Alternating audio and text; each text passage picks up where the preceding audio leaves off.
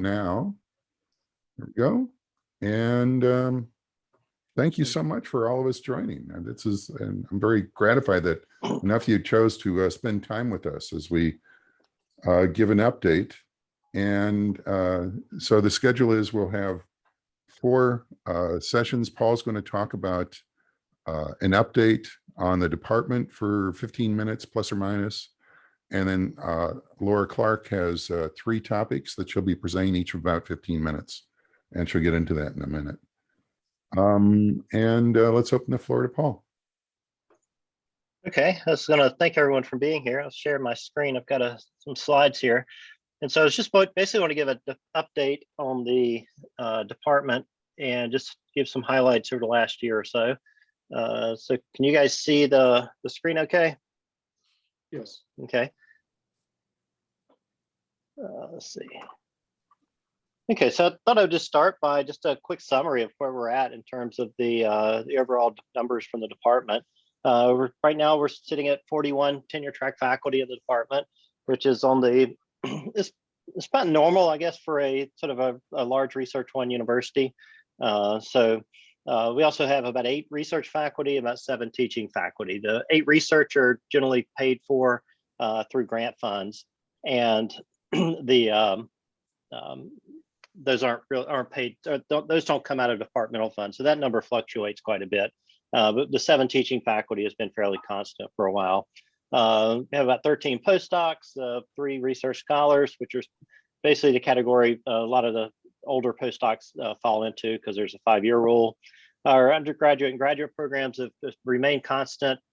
We run about 120 graduate students on average and about 150 undergraduate. That number fluctuates up and down by maybe 30. So probably between 150, 160, sort of our typical undergraduate class. We currently have 6 staff members helping run the department as well.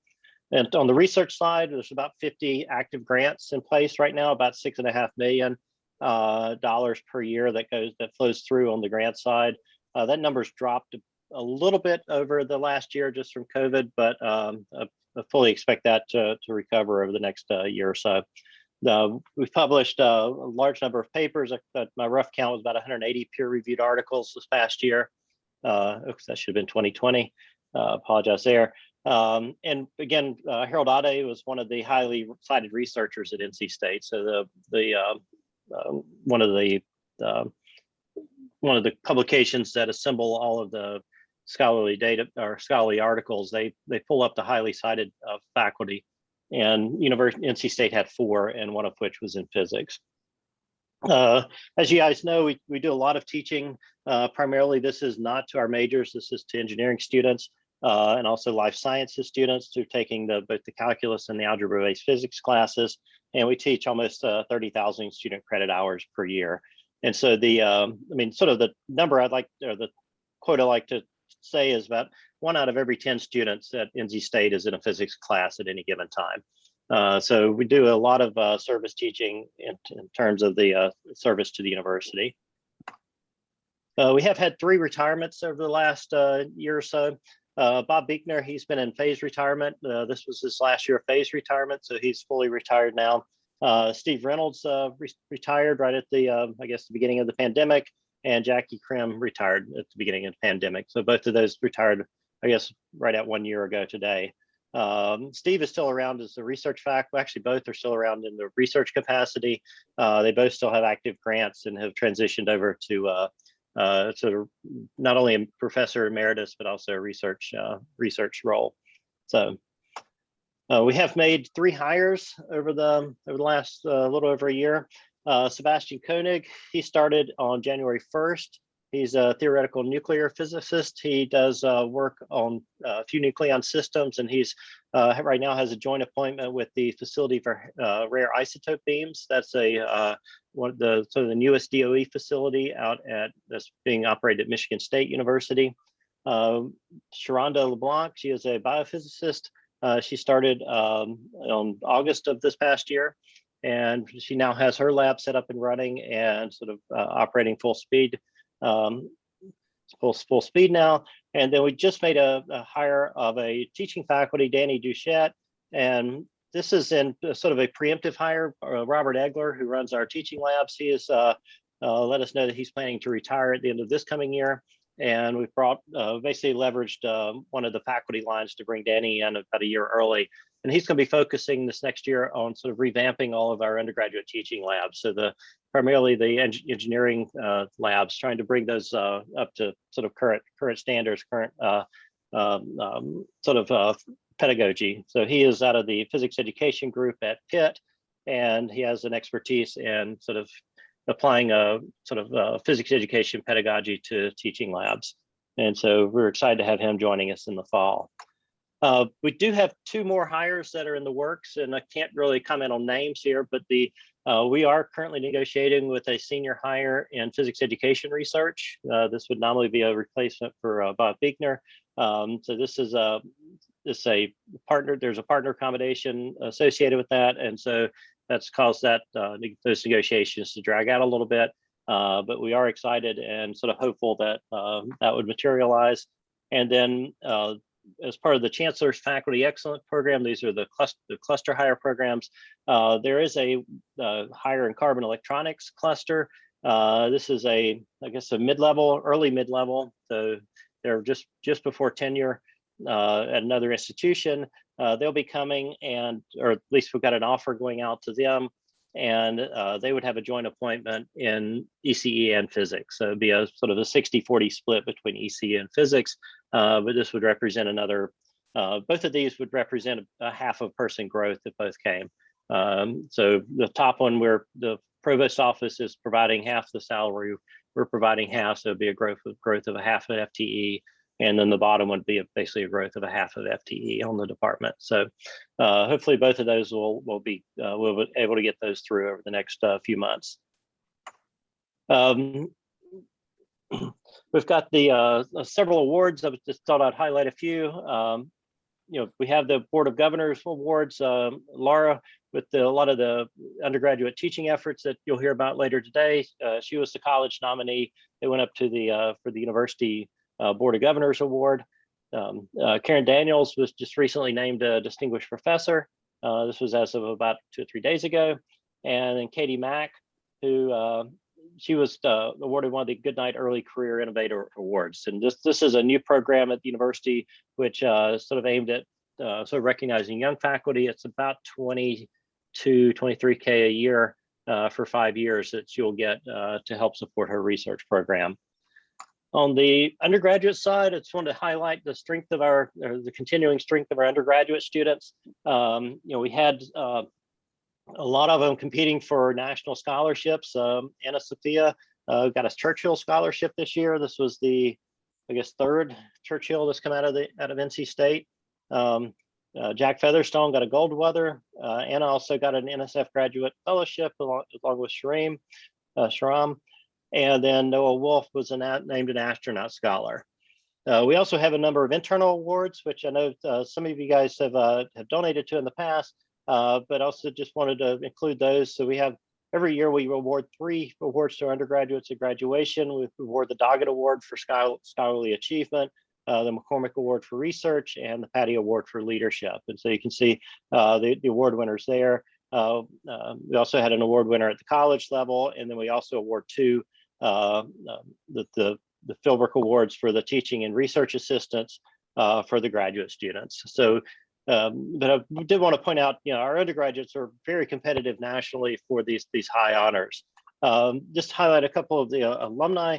We also have 2 recent graduates, Daniela and Michaela, who went on to graduate school at Maryland and Louisiana State.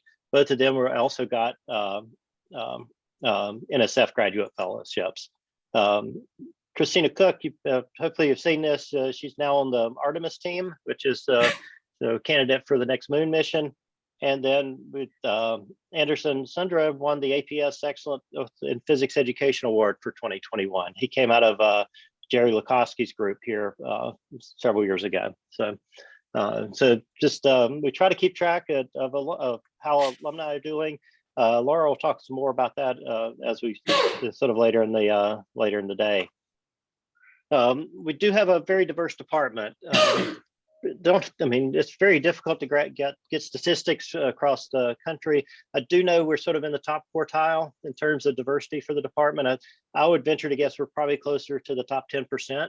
This is a long effort that we've been going on for probably 15 or 20 years in terms of trying to improve our diversity, and so step-by-step approach. But we are continuing to do very well in those aspects. Just a few specifics from this year. I mean, we now do have a diversity inclusion committee that's now part of the bylaws, and they've been quite active. We did host sort of department-wide events this year for both the Black History Month and the Asian American Pacific Islander Month, along with some other things, some other events. We also became a member of this APS IDEA, inclusion, diversity, equity. Ooh, I forgot what the A stands for. But basically, this is a program by the American Physical Society where basically, essentially, we're working in teams along with sort of other institutions that are similar to us in size and stature, and so they've sort of paired us up with various groups, and they're sort of charging us to sort of push the needle forward. And we're actively participating in that and sort of making good incremental progress on a number of things in that realm. We also, I mean, for example, actually not quite part of that, but we haven't reevaluated our bylaws this year and rewrote those to be more inclusive. And we're now starting to look at some of the other sort of promotion tenure pieces that are part of the department culture, just to make sure that they sort of are inclusive as possible across the whole realm. We also, one of the more interesting, probably more novel things is that we do have our SPS room, Society of Physics Students room, where our majors can go in and study.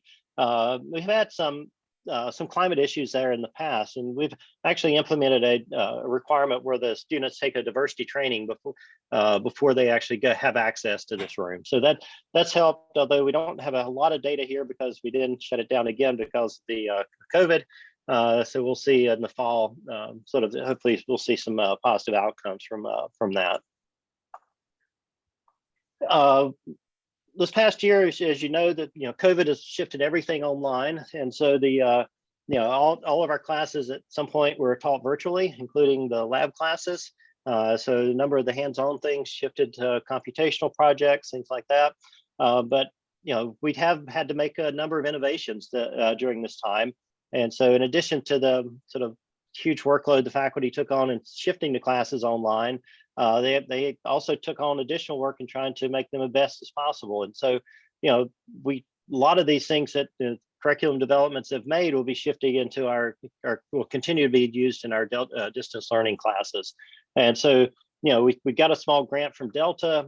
For example, Delta is the distance learning sort of component here at the university, to restructure some of the classes in this modular format, really to help the students sort of walk through and look at critical thinking skills sort of sequentially. So it's basically everything we try to get them to do, but it's more in a structured format. So they're sort of having to walk through more structured format as they walk through the class.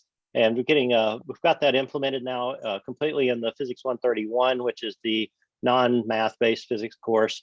And we're working on getting that into the 211 and which is the algebra based, and the 205, which is the calculus based.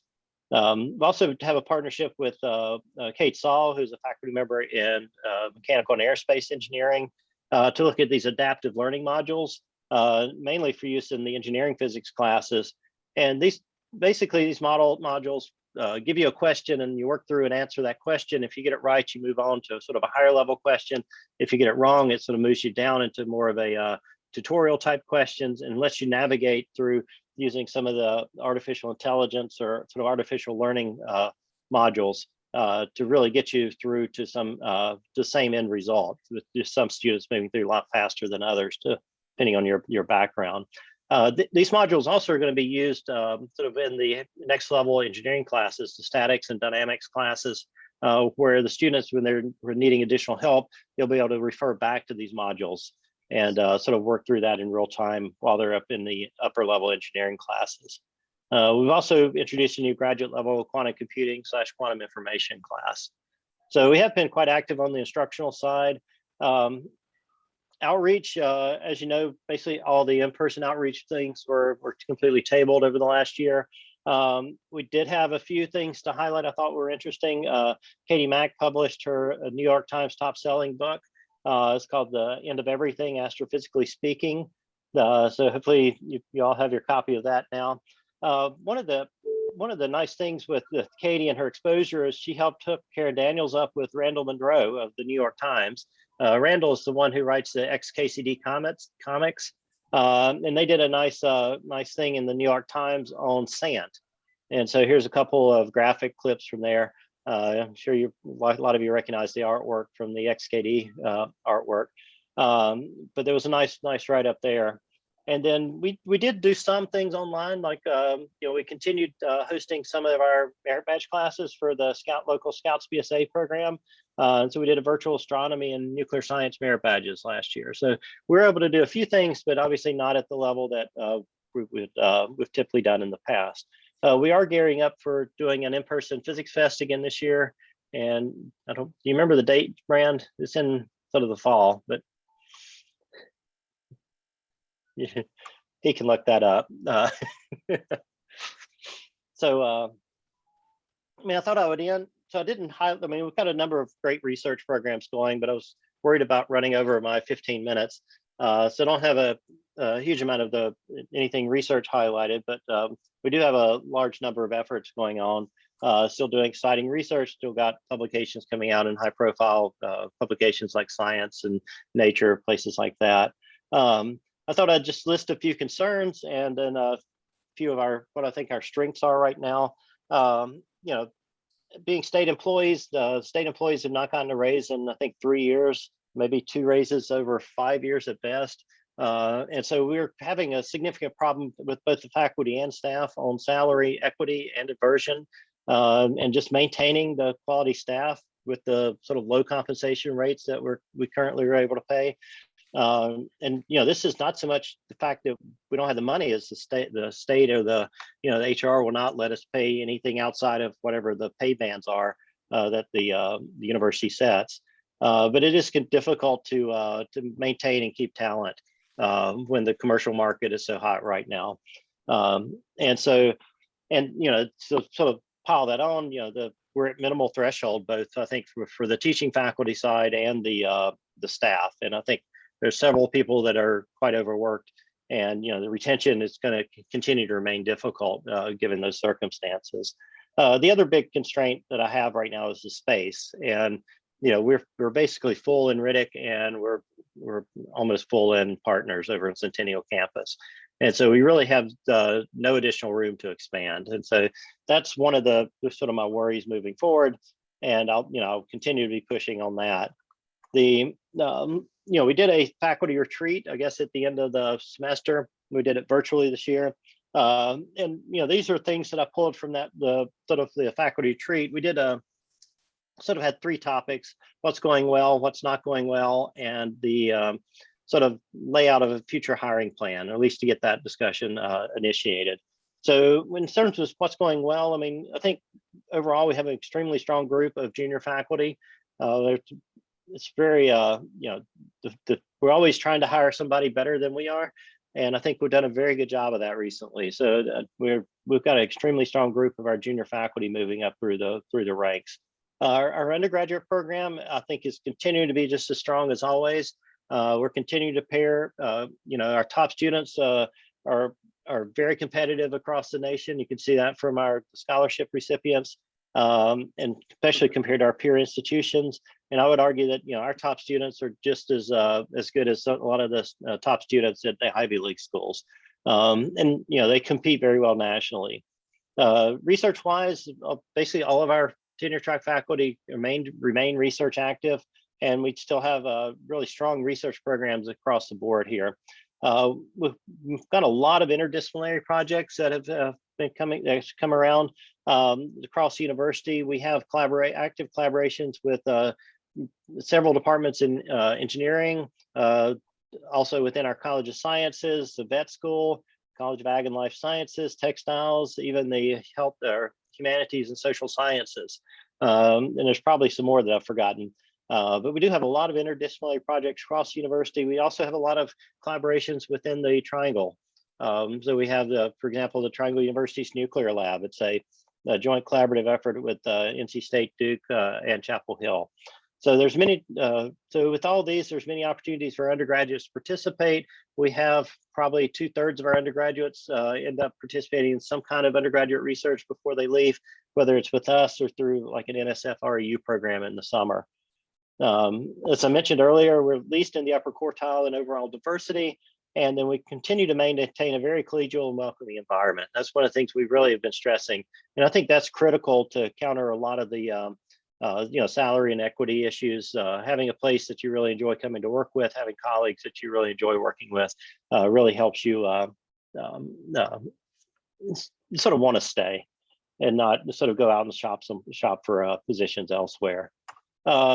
And the last, I just want to thank you guys for all your support. I know last year was quite an interesting year. We'll talk some more about this, but there was the unrestricted gifts to the department. They've really helped the faculty get through this pandemic. And we applied some of those very strategically to bring in some additional administrative help. And Laura will talk about that in a few minutes.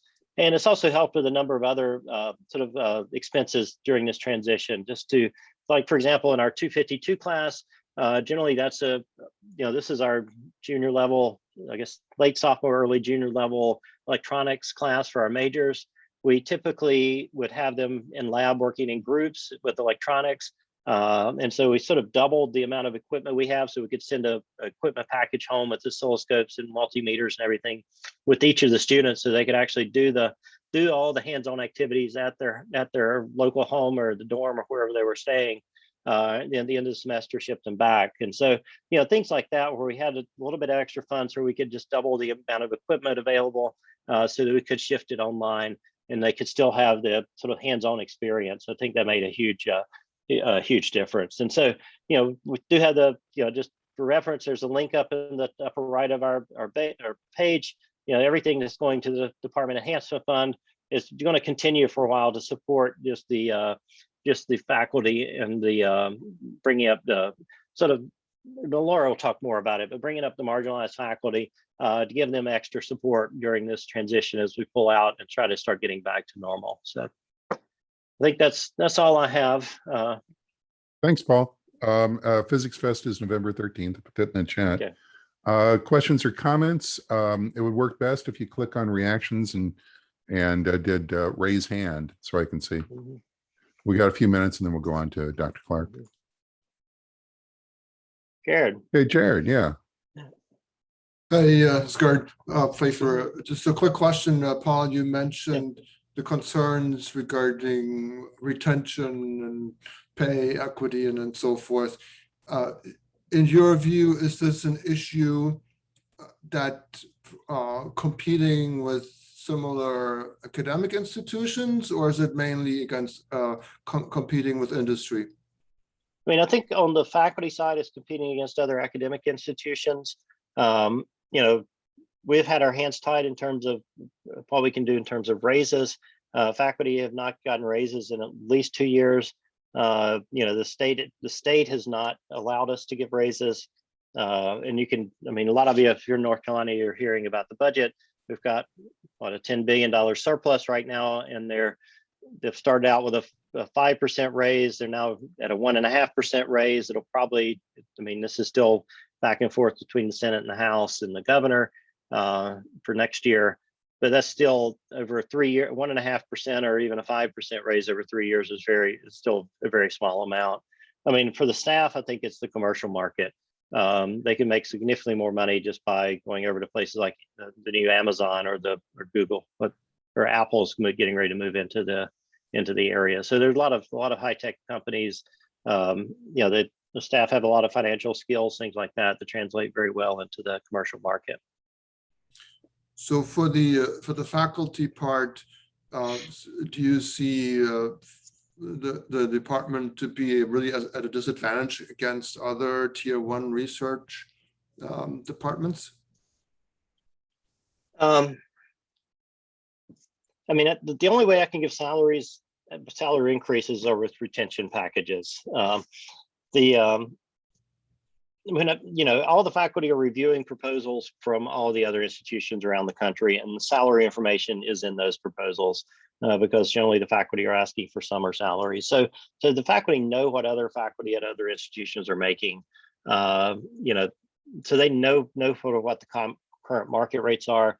We've been lucky right now in the fact that I have not had to deal with retention packages recently.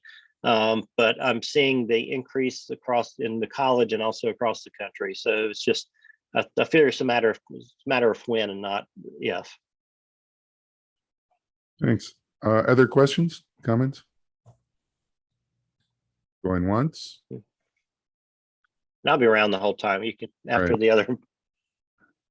Okay, Laura, the floor is yours.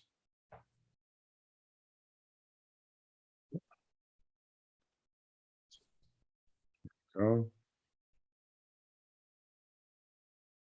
All right, just give me a second here to have a little battle with Zoom. Here we go. Okay, so the job, hopefully you can see my slides. If the job that I've been given is to really get feedback from you on some very specific items where we think that your feedback is particularly useful. And so I'm going to talk about 3 things, and I just wanted to explain the structure that I'm going to use. So I'm going to start by talking about the undergraduate program. And I'm going to talk about 2 particular innovations that we're doing right now. One is doing short alumni videos with professional development tips. And the second is starting a group chat for recent graduates to support them through the job seeking process. And so I'll talk about that first, and then I'll sort of transition to talking about faculty support and some of these ideas that Paul was just chatting about. And in each of these cases, what I'm going to do is I'll give you just a couple of slides on background and history, sort of try to understand what we're doing and what our goals are. And then I have a slide in each case that says action item at the top. And when you see that slide, it means that we're going to start to transition into discussion. So I'll talk about what we have identified as an action item that might be of interest to you. And then at the end of each of those action item slides, I will open it up for discussion. So Brand will keep track of comments that come in through the chat, and then we'll have hopefully a short discussion period, for each of those topics. Okay, all right, so I first just want to talk about our general view of the undergraduate program. So what are the goals of the innovations that we're doing in the undergraduate program? And they're basically 2. One is to add hands-on activities, and the second is to ease the transition into the workplace for our physics bachelor graduates, right? Our motivation in doing this is really to prevent loss of talent, right? So we know that the job of being a physicist requires a range of skills. And sometimes when we're looking at that way that matches with what we ask our physics majors to do, we see that classroom work does not fit well with that range of skills, but hands-on work really does. And so when we have them do hands-on work, we're better informing them about what the life of a physicist is, and we're also better preparing them. Okay, so that's what we think about in terms of our motivation of adding hands-on activities. We also want to prevent loss of opportunity, and there's several different ways that opportunity is lost. So if we have students who do not make it into their first job, then that's a loss of opportunity for the society.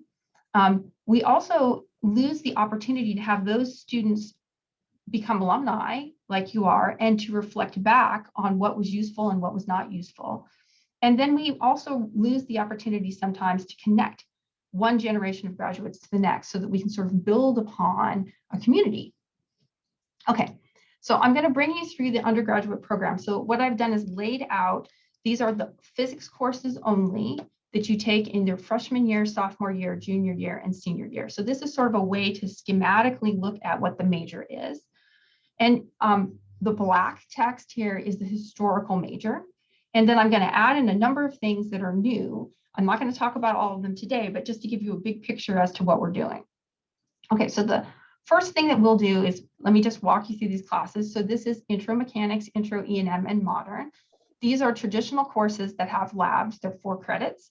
And then we have Mechanics 1, Mechanics 2, Thermal, E&M 2, Quantum 1, Quantum 2. And then we have Senior Lab, which you probably know, is mostly a project-based course where you do more hands-on work. So the first thing you might notice when you look at this layout is that there's what we might call a lab deficit. So essentially, students do traditional labs here, and then in the curriculum for the physics classes only, there is absolutely no hands-on work for all of these courses until you get to senior lab at the very end, okay? So this is sort of a structural deficit in the sense that we don't let students do things with their hands during this period of time. So how have we addressed this? Well, the first thing that we did, so I'm going to go back to roughly the early 2000s when I came. The first thing that we did, and Dave Haas, I believe, is on this call, and this was very much his innovation, was we just added an electronics class. And we added it pretty early with the hopes that students would learn how to do some electronics, do some hands-on work. It includes things like LabVIEW, and then that they would go and seek out their own hands-on activities in undergraduate research. All right, the other thing that we've done, which is more something that I have done, is we went to these classes in the lab deficit area, and we asked the instructors if we could replace a homework assignment for 1 week with a hands-on experiment that we worked in the shared user facility in the basement of Riddick. So the idea is you pick an experiment that's very specific to the course. So in quantum, you're learning about particle in a box. So there's a physical experiment that you can do that shows particle in the box. In thermal, you're learning about entropy. And can you pull on a rubber band, which is what we do, and see it heat up? So these are mini lab activities. I'm not going to talk about mini labs today, but I'll probably talk about them in a future advisory board meeting. Okay. Then the next thing that we did was we gave people an option at the end of their career to take either senior lab or senior design. I've talked before in this alumni board about senior design, but the idea is that it's a student-directed course where they work on a project and they're actually required to develop an instrument, which then they present to the department at the end of the term. So it's much more them focused and less an instructor-driven course. And the idea is to make a bridge between the kind of work that they will do in industry and what they're doing in our physics department. Okay, so with senior design, which gave me a very large interaction with many of our graduating seniors, came the idea of really talking to people after they graduate, right? So this happened naturally. And so we started doing informal tracking of how well, how easily, or how difficult it was for students to transition into jobs. Many of the students who take senior design are intentionally planning on going into the workforce with their bachelor's degree. Okay, so, and then when we started doing that informal tracking and talking to people who were in the workplace, we realized, and this came out of actually a discussion with this group of people, that students need to start working on professional development earlier. And so we came up with this professional development checklist, which we call the 5 items project. And the idea is that we let the students know, you need to be preparing to go into the workplace as you're going through the curriculum. So I'm going to actually talk about this because the video project is part of this. All right. And then the last thing that we've done, which I'm also going to talk about today, is the idea of really creating a location where students who have just graduated can talk to each other while they're in the job seeking process, can share tips, can share job leads, and they can also talk to alumni, which we recruit to sort of mentor them. All right, so I'll talk about both of those things today, and that's why they're highlighted. But before I leave you, I just want to talk just a tiny little bit about what we're doing in the future. So I have a quarter of a slide on this. Okay, so what's going to happen in the future is we are working on 2 additional innovations. One is that we are talking about pushing mini lab activities back into 201, 202, and 203. And then we have a variety of motivations for that, which I'm happy to talk about at some future meeting. But the other thing that we're doing is we have started tracking all of our graduate outcomes. And I need your help in tracking graduate outcomes. So I want to talk about that just as a mini action item before we go to the next topic. Okay, so our goal is that there are about 550 people who have gotten an NC State physics bachelor's degree since 2000. So you can look at the graph here. It's the number of graduates versus time. And our goal is to really use the outcomes for these individuals to assess the undergraduate degree. So we want to answer questions like, what is the path? What is the path that students take immediately upon graduation? So that's, how do they split? Do they go to graduate school, or did they go to the workplace, or are they unemployed for a little while? What happens? And then we want to look at what their current position is. So what's the sector that they ultimately end up employed in? And this will provide information for both the department and for current students. So we want to know things like fraction of graduate school bound versus real world, the years that people spend in graduate school before they graduate, and employers and employment sectors. Okay, so if you go back to the graph and look, what you can see is the black data is the number of graduates, and the gray data is the people that we have absolutely no information on. So this is approximately, so we have about 550 people in the group. This is approximately 150 people. Now, we may not know what happened to the people, but some people we have some information on. That may be incorrect, but the people in the gray, we have no information on them. So what I'm going to ask you to do is Brand is going to send a Google form, and that Google form is a way for you to report other graduates' outcomes. We know where you are, right? Because we have your contact information, but we don't know where other people who graduated in your class may be. So there's two ways that you can help. One is you can fill out the Google form with whatever information you have about anybody that you remember who graduated since 2000, and we'll check it with what we have. And then the second thing is we do actually have a few lists that just have lists of names and years that they graduated. And if people are willing to look at missing graduates lists, that might ping something in your mind that helps us. Okay, so what I'm going to do is I'm just going to pause here because it's an action item slide, and I'm just going to ask for questions and discussion, and then we'll move on. And again, just click on reactions, raise hand. Any questions, comments? Going once. Oh, Scott. Go Yeah, ahead. are you just looking for 2000 on and not anything beforehand?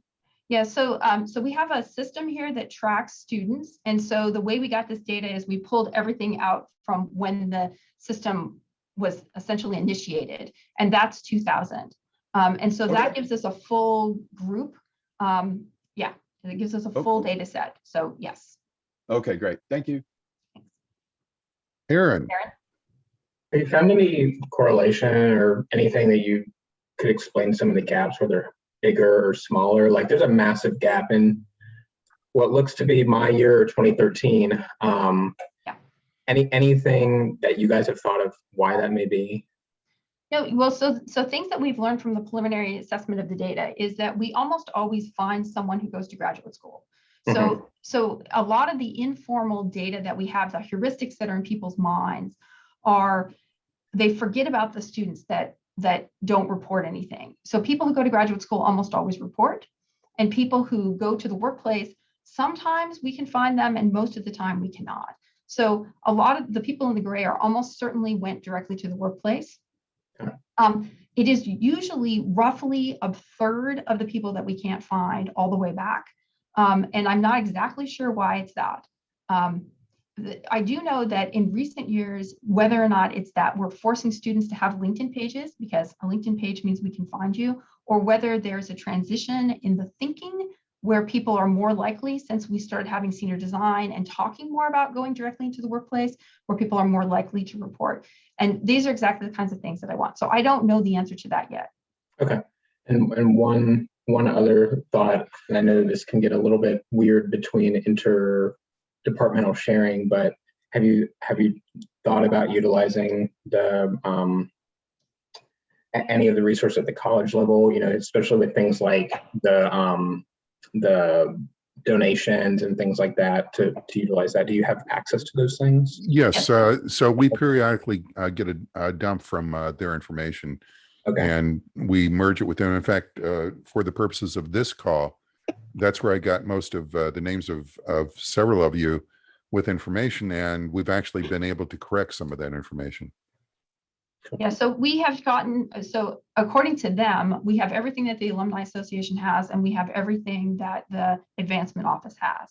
Okay. And also, you know, with respect to reporting people and their contact information, which is a field on, I think it's fine to say, if you would, we really want this information for knowledge, not for advancement. And so if someone would like to, if you would like to report information for someone, but they don't want to be contacted for future events and things like that, then I think that that's something that you can note. So Laura Goodman has put a comment in the chat that should we send the list of alumni along with the Google form? The full list of alumni, Yeah, that's pretty long. yeah, it's big. But I think I'm happy. I think she's talking about the missing. Laura, Oh, okay. I'm happy to put you on I can put you on share the Google document that's the missing alumni with you. I'm making myself a note right here so that you can take a look. Okay. I'd be willing to look at the same. Okay. That would be fantastic. Thank you. Hi, this is Eric. Have you tried to pull down the list of the LinkedIn group members to see if there's what the correlation between the LinkedIn group is and your records? Brand? Yeah, we've just started doing that. I'm surprised by the number of people who don't do LinkedIn, but everybody that I could identify that's on the list, if I don't have any information about it, I send them a LinkedIn message, and about half of them respond. Thanks. Okay. Brand, do you want me to go on? Bill Oh, sorry. Bill had a question about whether so we can't find them or they are non-responsive. Right. As of right now, we can't find them at all. I mean, so it's not that we reach out to them and ping them. We have no contact information. And so this means that the Alumni Association doesn't have information. College of Sciences doesn't have information. They have no LinkedIn page. A general Google search doesn't yield anything that has to do with their employment. So it's basically they're a cipher. But it doesn't, but you know, that doesn't mean that it doesn't really mean anything. It just means they're not on the web. Any other questions? Okay, well, go on. Okay, so let's go back. So let's remind ourselves then what we're going to talk about as our main points. So I want to talk first about 5 items project. So here's the definition of 5 items project, and it came from, sorry, me and Zoom are in a battle. So the idea is, and this was again a suggestion that came out of one of these board meetings. The idea is to remind students that in addition to their physics work, before they graduate, they should develop these 5 professional items. And one is an elevator speech. The second is an example of leadership, the ability to engage in professional small talk for 15 minutes, an understanding of basic professionalism, and a resume and a LinkedIn profile that can be customized within 24 hours for a particular job. So the way that we implement this with the students is that the students set a goal associated with one item each term. So they're going to be here for 8 terms, right? And so they can sort of pick and choose what they want to focus on. And then they report their progress to their academic advisor at the normal advising meeting. And then they talk about what they want to do for the next term. And so the department provides particular resources to achieve these goals. So we have created a web page which has sort of specific information on achieving each of these items. In principle, we're going to run activities that would help students. So for instance, a little, a non-cocktail party to practice your small talk. This was pre-COVID, but we hope to get back to something like that. And then we provide sort of the structure and encouragement so that there's a place in your mind to think about the fact that you should be doing this. Okay, so here's just a screenshot from the current web page. And it has the items, and you click on this and it expands out to give you a variety of pieces of information about how to achieve that item. All right, but there are some problems. And so one is that on the commercial web page, on the current web page, we use some commercial content. So we use these kinds of things that you find on the internet about like how to talk to strangers or how to 24/7 network. Much of that content is not physics specific. And it is not NCSU specific, and it doesn't address some frequently asked questions. So one of the most frequently asked questions I get from students is, what is basic professionalism? And then I say, well, that's how you act differently when you're in your personal life or when you're in the workplace. And they're like, well, what are the rules for that? Because we don't know. So that is not something that we can find. just searching the web. So our goal was to improve the content that we have on the web page. And we identified a list of frequently asked questions from students where we need content. And we are asking you as alumni to consider contributing both content ideas, topic ideas, and also short videos. And I'll explain more about the short videos in the next slide. But the idea is to help the students be able to visualize and think about the specific steps that are involved in the transformation from being a student to being a professional. Okay, so here's our action item. So on the right-hand side here, you see the list of the frequently asked questions. We identified about 30 topics. And what we have asked alumni to do, and some already in progress, is to tell their story in the video. So sort of give us an idea of what the sketch is about how you made this transition, to provide some sort of strategy or tip that is related to your topic, and then to tell a story where that tip is illustrated. These videos will have restricted viewing to NC State. And our goal really here is to help undergraduates who are entering the workplace develop these professional skills. Okay, we care both about people going to graduate school and about people going directly to the workplace, but this in particular is something that we want to focus on the undergraduates entering the workplace. So we have 8 alumni who have agreed to give videos, and we have 3 that are complete. I don't know, Brand, if you remembered to. Yes. Okay. Yeah. So I have those queued up. We're going to just take a look at a couple of videos. I will say that some of the feedback that we've received so far from people who are in the process is that it's hard to sit in front of a screen and do a video in one take. So if you're interested in this process, we are happy to have someone come and interview you instead of having to do a take. And it's also totally fine to need light editing. Okay, so let's take a look. I will stop sharing my screen. Right. I'll share the screen. And while I'm sharing, Laura, if you can look at the chat, there's a couple of long comments that have come in. I'm on it. Okay. So let me share screen. So I've got 3 videos. I've gone ahead and put in a private YouTube. So this is not public. We do want to protect people's privacy here.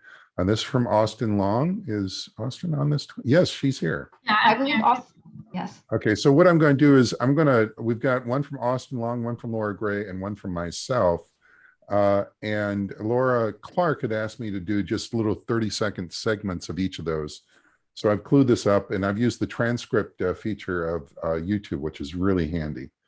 So I can just click on the transcript here and show a little clip of Austin's video, which you can see is 11 minutes total.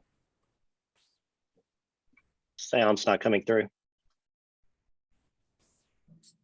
Really? Okay. Oh, yeah, so sorry. Gosh, I haven't done you. There we go.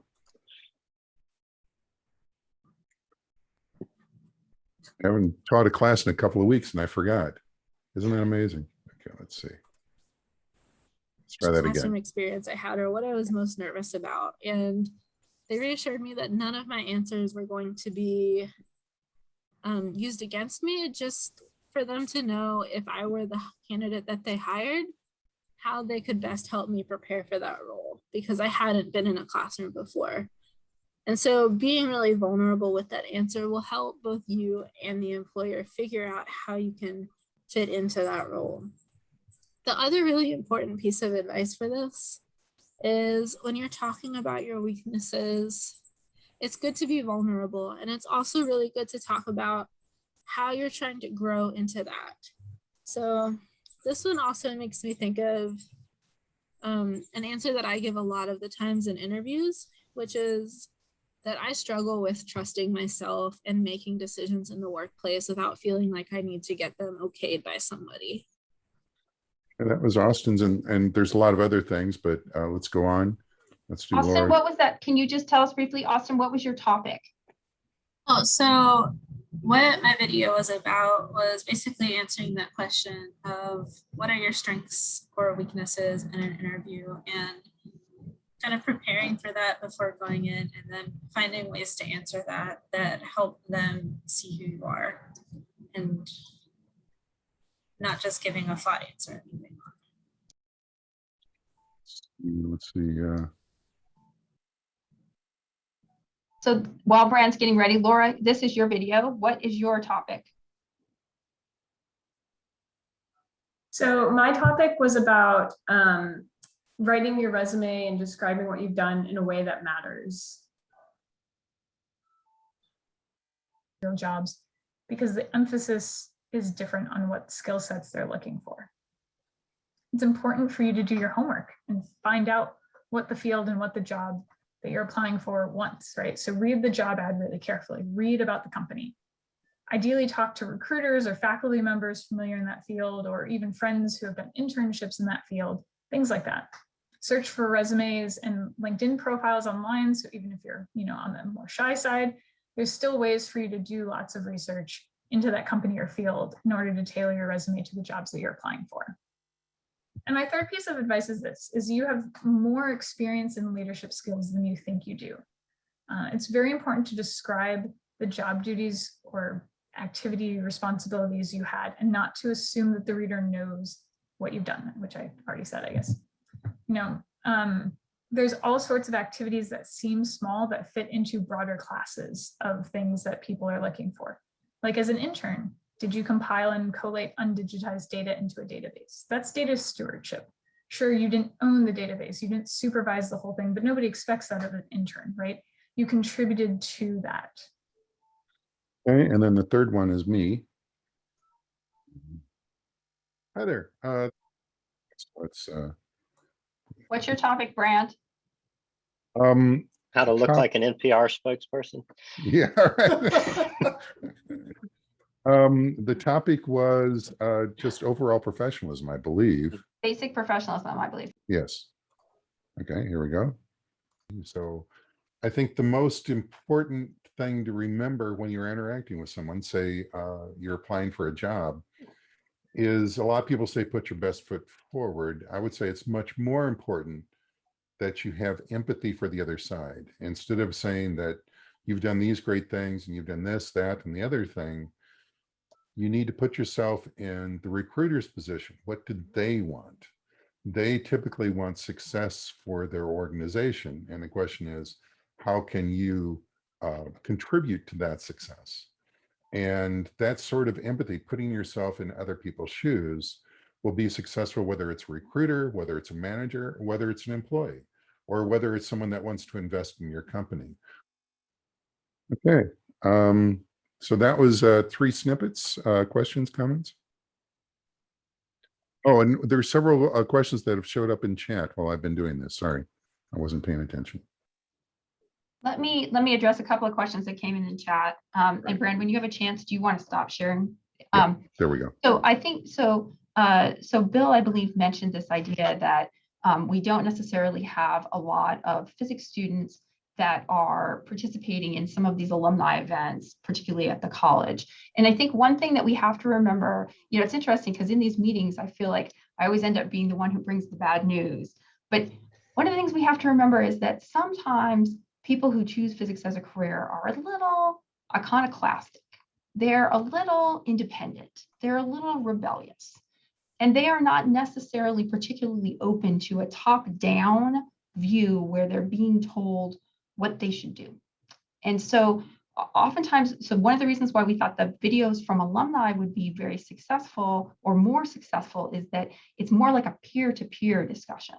And so along to answer your question directly, we can tell them to attend these alumni events, but that does not mean that they will attend these alumni events. I also want to thank Eric for sort of some detail there of things that we can sort of work into this project about what someone who is hiring someone with a physics degree might look for, which I have made notes on. Right, and so Robert has asked whether or not we worked with the Career Development Center. So we actually used this group of people to determine those 5 items because this is the group of people who have made that transition. I am currently working with Leslie Wade, who is the College of Sciences representative from the Career Development Center, to work on a couple of different issues. And so he's looped in to this picture at this point. But really, I think some of these issues are sort of physics specific that we can address really in a particularly pointed kind of way. Eric asked, can students also make videos about what they would like to hear? I think we can do that. Again, I think that our students don't like, sometimes I notice that our students are hesitant to put themselves forward. And so I think the idea of videos, it was interesting because you notice how intimate it is just to have someone just talking directly to you. I think this idea of allowing them to be a little bit passive and then viewing the videos, and then we could reach out through the advisors and ask, are people willing to sort of talk back? I find that our undergraduate majors are very hesitant to talk to alumni, even if it's making a video. And sometimes they don't even want to talk to faculty. Other questions, comments? You can just raise your hand if you like. I mean, not physically, I mean with reactions, raise hand. Aaron says, is there anything from the APS pipeline project that's useful? Yeah. This project is to promote innovation and entrepreneurship education in physics at the undergraduate level. I'm not familiar with the project, but I wonder if it's been useful. Yeah, so thanks, Aaron. So there's a report that just came out that's called the EPIC report that really talks about trying to move some of these ideas about professionalism and particularly entrepreneurship into physics majors. And I would say, just within this quiet group, that we are just a tiny little bit ahead, I think, in terms of thinking about that than this larger group. A lot of those activities tend to be about having a new class. And so the idea you go through and you have some extra classes, I'm not in the non-academic workplace, but my impression that I get in talking to people who are is that having an extra class on your resume does not necessarily transform someone's view of you that you would want to hire that person then. I think things like senior design, where you have an entire project that you've done, I think that those are more compelling, but I think we are reading that literature. So thank you. Laura Goodman, sorry. And Laura Goodman, go ahead. Yeah, I was having a quick question. If alumni did find themselves with the availability to make such short videos, what was the best venue to send those types of things in, right? Do we make a private YouTube link and then send it to one of you all, or what's the best avenue there? Right, so we have a system. So we have a Google Doc that has the topics on it. So you can go in asynchronously and sign up for a topic. We have a Zoom recording studio, which you can just go into the NC State Zoom. You have access to be able to record. You can record and not record as many times as you want to, and then it will automatically send it to us if you record to the cloud. Or some people have chosen to just record on their cell phones, edit it down, and send it to us. And we are open to all of those. So go ahead, Brad. I should say that at the end of this meeting, we're going to make a massive email that we'll send out to all of you. That email will include the link to to everything Laura just talked about the videos. It'll include a link to the Google Docs. It will include a link to the presentation slides that you're seeing, and it will include a link to the video recording of this meeting. Right. Albert.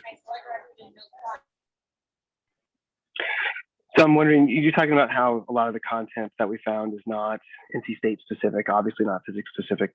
I know there's other programs that are working with similar concepts, not always at the undergraduate level, but what have we done to reach out to other departments or colleges to try to leverage what they've done for professionalism?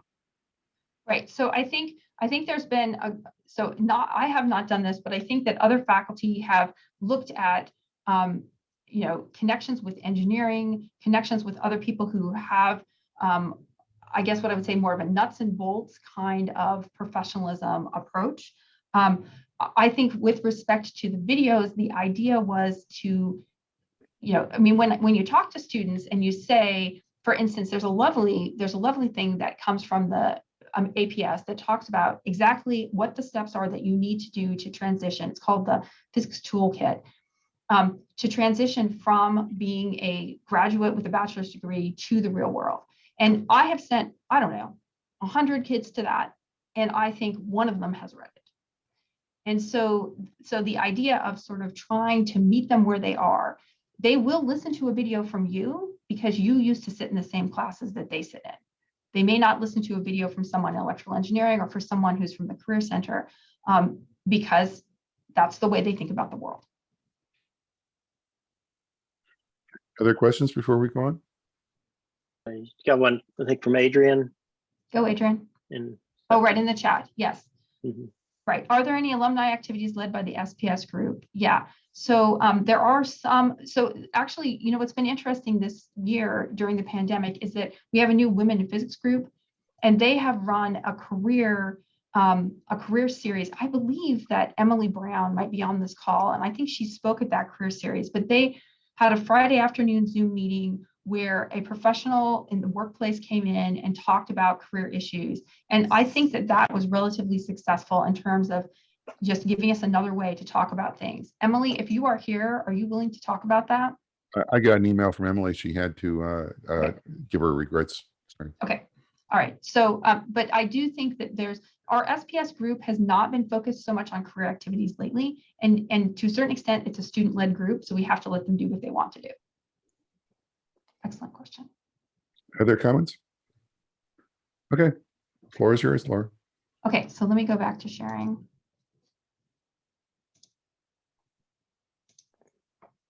Okay. So we'll share all of this information with you if you would like to sign up and do a video. And we would be happy to have that. And I think having different perspectives on things is actually particularly helpful. Okay. So let's go back again to remind ourselves of all the innovations that we have in the undergraduate program. And this sort of dovetails well with what we've just been talking about, the job seeking group chat. So the idea is when you leave NC State, it can be a lonely time. Is there a way that we can make a connection with you at that point to help that process?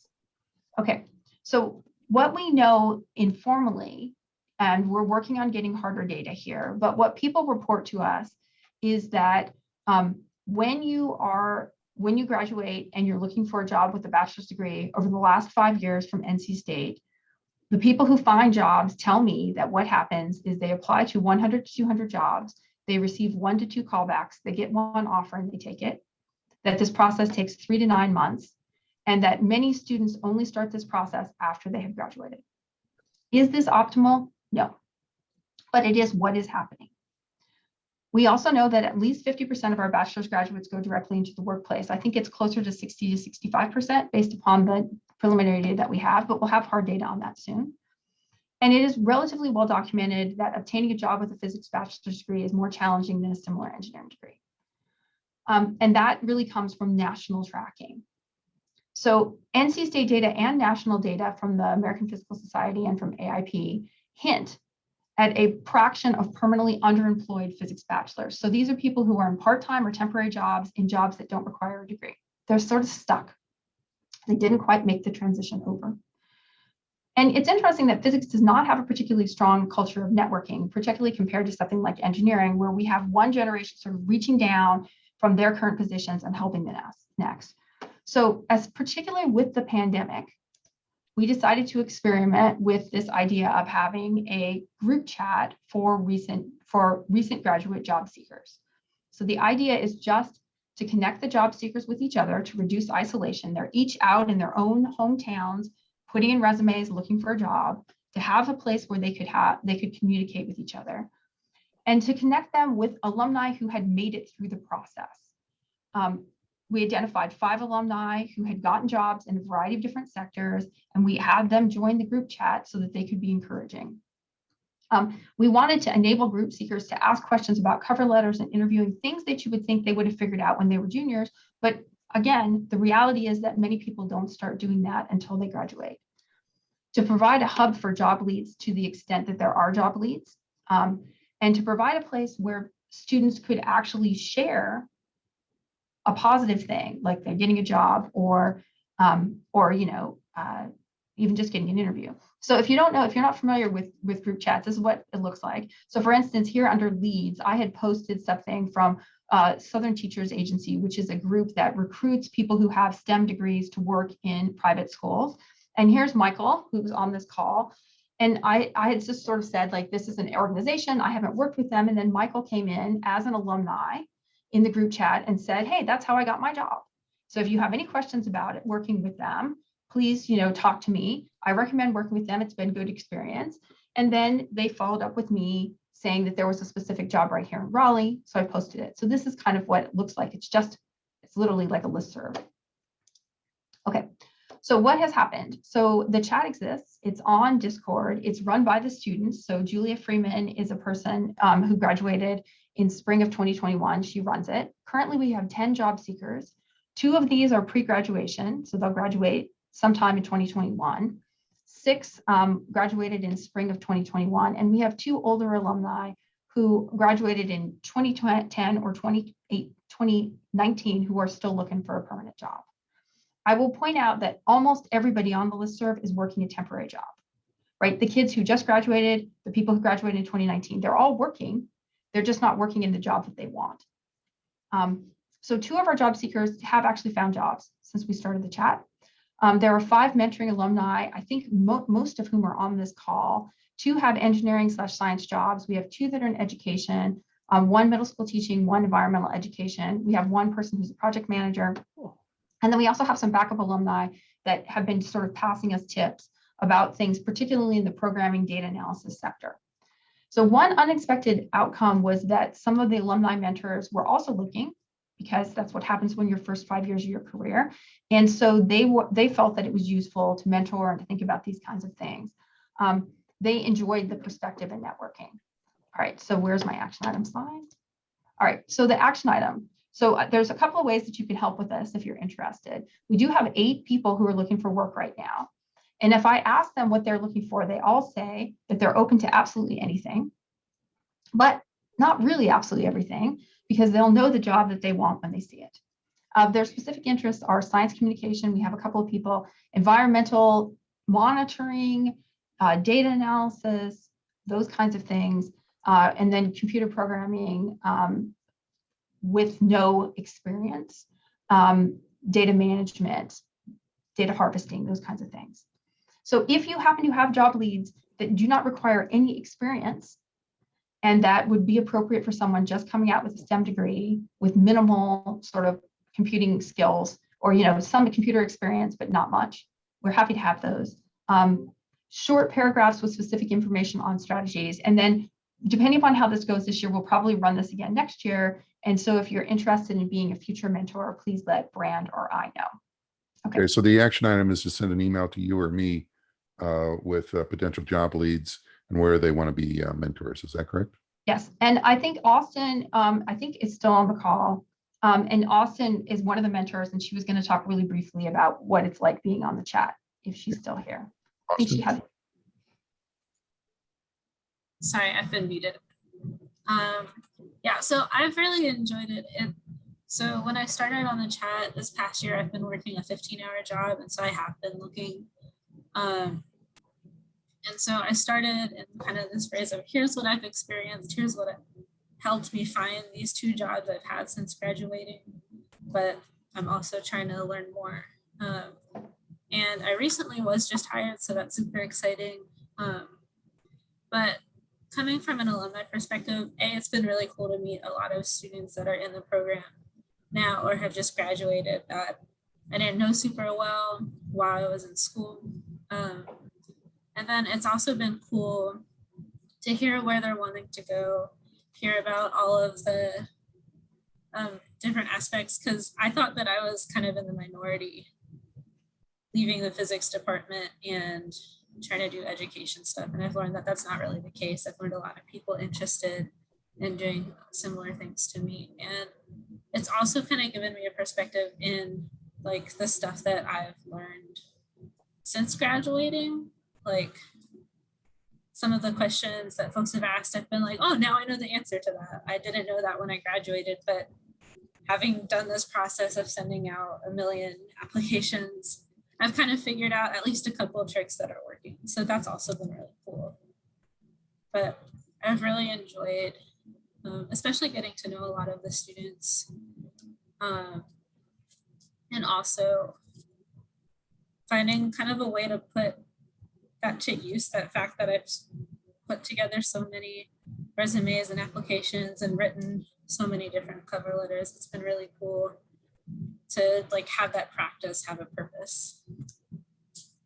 One thing that was interesting to me was that every single alumni I asked to do this agreed instantly, right? That was, I mean, so I've had, not all of the students that I invited to come on who are job seekers have agreed to come on, but every single alumni was like, oh yeah, I'll definitely do that. I definitely want to help those folks. And so it does sort of indicate that it's a tough transition. Okay, all right. Other questions? They get a little bit of comments in the chat. Okay, let me see if I can get myself over there. Go ahead, Paul.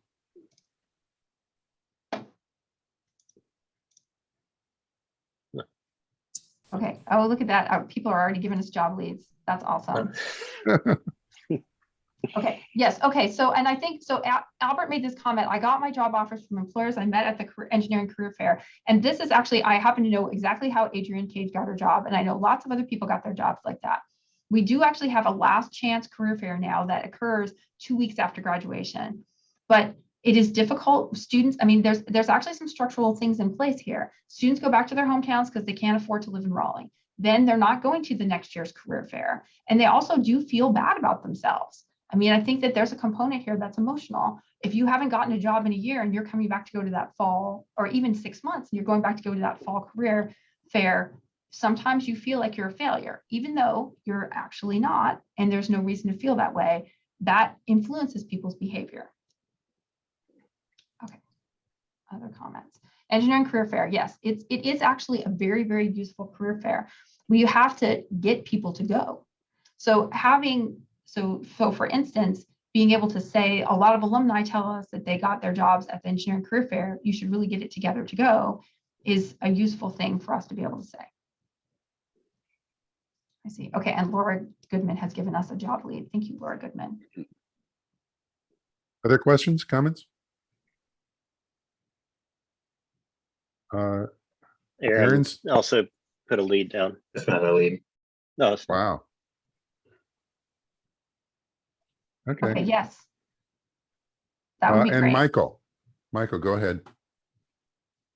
Hi guys. Yeah, I was very surprised to see that difficulty in finding jobs for physics graduates.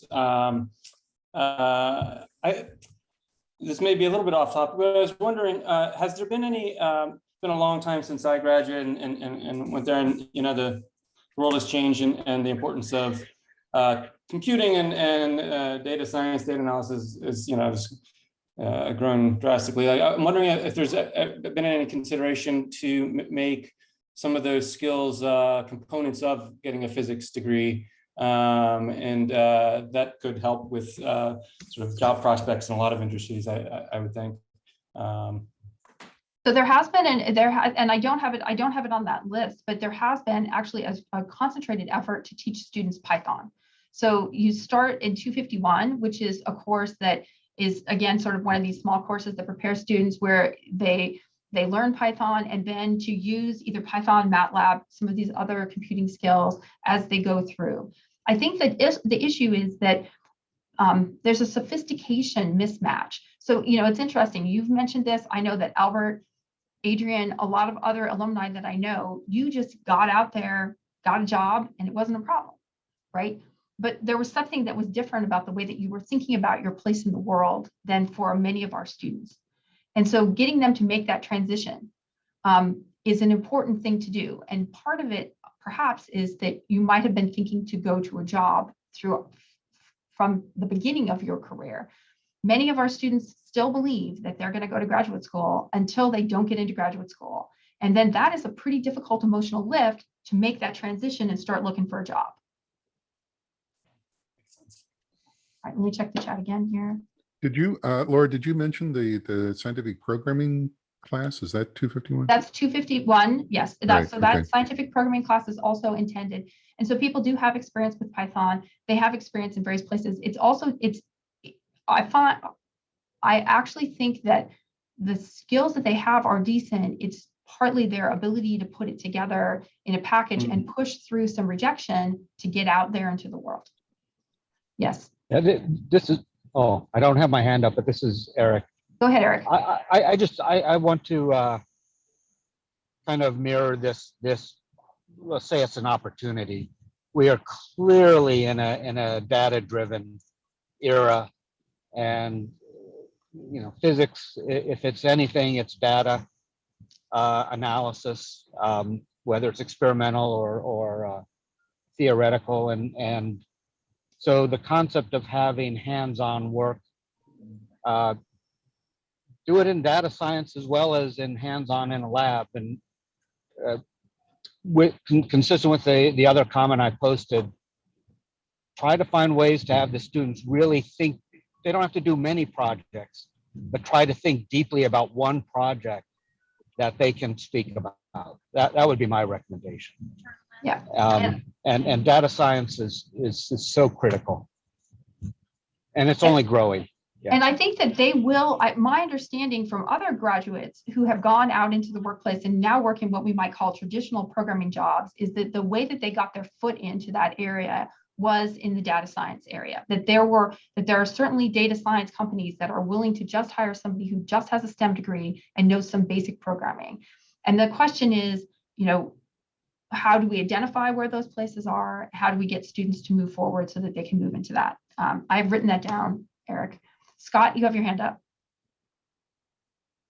Yeah, I was just wondering, is the only programming that is going on is that Python class? I'm a software developer by profession, so to me this is the very interesting part of it. So I was just wondering, is it just that Python class, or is there more to it?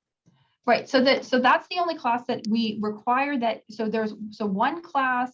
So there are two classes in the major that really overtly require programming. One of them is an introductory computer science course, which could be taken. It can be taken in computer science, but we try to encourage our students to take it over here. So they could take C or whatever in the computer science department. That's one class. The second class is that there's a math analytics class, basically, that is almost always programming. Okay. In terms of sprinkling it through the major, there are other people. I don't know if Mary Elting is on this call, but there are other faculty at NC State who are trying to work on more of what my mini lab approach is, where every class is sort of having a computational exercise associated with it. The question is whether or not students are able to articulate those activities on a resume effectively, and whether or not they're deep enough that they will actually be useful to someone who would be hiring.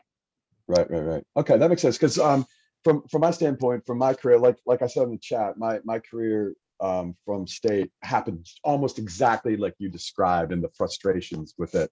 I got into programming, blah blah blah, whatever. But if someone's looking into, is there any other outside resources to help people like so for me? Okay, I was like, okay, I'm gonna go this computer world, but I didn't know where to go. I mean, I had the Fortran from the classes and some stuff, but that's not going to be sufficient. It's just not going to be sufficient for any type of moving into a programming career. Is there any outside sources to help people if they decide, I kind of want to go into a scientific programming, I'm in the science world, but in programming. So just wondering, sorry. No, it's fine. So first of all, you are a huge resource for us, because having made that transition, that's exactly the information that we need. What we know is that people go to these, what we might call data analytics level type jobs, and then they claw their way back up with programming. But the other thing that some of our students have done is boot camp approach, where, Cisco has a boot camp where if you want to be hired by them, you can, you work things on the side for free, and you send them in your work product, basically. And then if you can complete their boot camp, which they don't pay you for, then you can transition in. The question is that the best, can be a little bit of a heavy lift for a student who doesn't have money coming in and needs to have money coming in. Right. Okay. So I promised everybody we'd be done in 90 minutes. We're going to continue on, but I want to get the bulk of what we want to talk about in the first 90 minutes. There's a bunch of things in chat, but I'm going to skip over those until we're done with Laura's presentations, and we'll come back to all the things in chat. So we'll eventually come back to you. So Laura, okay, I'm going to go back, and we're going to switch. We're going to switch topics a little bit here. We're not going to talk as much about the undergraduate program. We're going to talk briefly about the faculty intervention. All right, so I'll go through these at a decent clip. This is similar, if you were at the last alumni meeting, this is sort of similar to what I talked about there. And then I'm going to turn that discussion over to Brand, but I will still be on the call to answer whatever questions, and I will be reading the chat at that point. Okay, so let's turn over to this idea of thinking about faculty support and using sort of the enhancement fund to address faculty emergencies. And so what we have done over the last 6 months is that Paul and I have spent a good amount of time thinking about an experiment where we want to apply a microfunding model to address persistent inequity in our physics department and in physics departments in general. So let me just talk a little bit about that. So here's the idea. And if you were at the previous alumni meeting, you saw this slide before, but what we know is that there is chronic systematic problems with lack of inclusion in our society, including in physics departments, including in all academic environments, and that COVID-19 has intensified many of those challenges and created a lot of acute crises. And so what we're interested in thinking about is how we could address some of these challenges by leveraging moderate donations. And so we really are talking about an ad hoc microgrant intervention to support faculty. And since that's super jargony, let's just define things. Okay, we're just gonna go, sorry. Okay, we're not gonna define things. We're gonna talk about the problem first. Okay, so here's the faculty member. Okay, she's just hired. And then what happens that creates a problem? All right, so the only opportunity in academic environments that you normally have for resources is at hire and when you have a competing offer. Paul said this earlier, it is 100% true. If you are different in any way, you will have an additional substantial workload of emotional and administrative tasks. That's in addition to your normal job. The model for support staff at the university is that they prevent faculty misconduct. They don't help you, they make sure you don't break the rules. Student bias increases effective teaching load for women and minorities. This has been well documented. And then because you're marginalized in this way, chronic problems develop that decrease productivity. Small or zero funds to address these problems. So this is a problem that could be solved if we had funds at that moment, but we doesn't, so it festers. Laura, do you have examples from other departments of the university? Okay. Yes, I'm going to do examples in a minute. And you have a zero-sum game.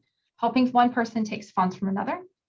And then you have the additional societal challenges that we all sort of face if you're non-male and non-majority. Then you need something, right? So something breaks, you have a child, your parent gets sick, COVID happens, then the person is basically down, right? So this person has lost their productivity or they've lost their research productivity.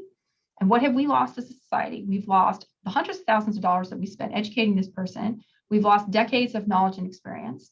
We've lost whatever unique ideas they were going to put into the world. And what have students lost? Because I think of this group as being focused on the student experience. They've lost the creativity of these individuals. They've lost a different perspective, and they've lost the direct support that those folks might give them.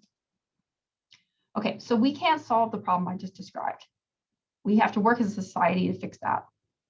But the idea here is maybe we can give people temporary relief so that they don't collapse completely and can keep going.